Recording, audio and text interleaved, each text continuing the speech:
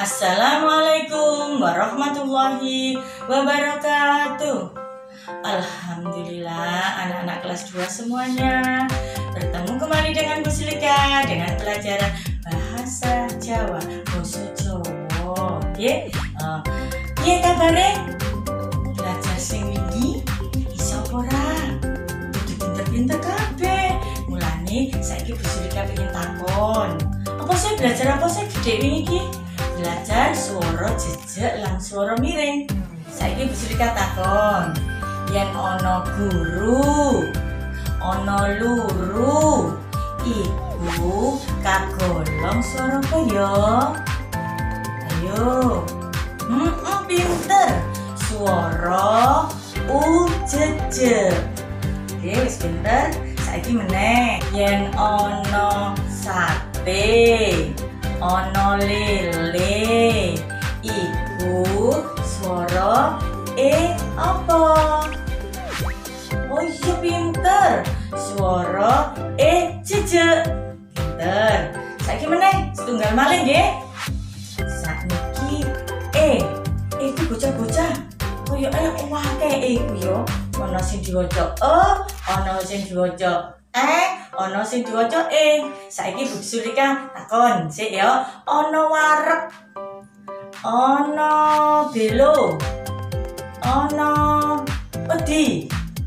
Iku swara apa? Wareg, wedi. Iku swara miring. Pinter. Nah, saiki bocah-bocah wis pinter kabeh to swara jejeg miring. Ayo, saiki maca bareng-bareng karo Bu Silika ya. Ning nggone basa, ning nggone santri basa. Judule Kerja Bakti nang kaca 13. Kerja Bakti. Dina Minggu esuk, lingkungan sakiwa tengene daleme Pak Wibowo katon rame. Para warga guyub rukun nindakake kerja bakti utawa gotong royong bebarengan ngresiki dalan lan kalen. Bapak-bapak resik-resik, dene ibu-ibu nyepakake daharan kanggo sarapan. Iku mau contoh wacan saka Bu Silika.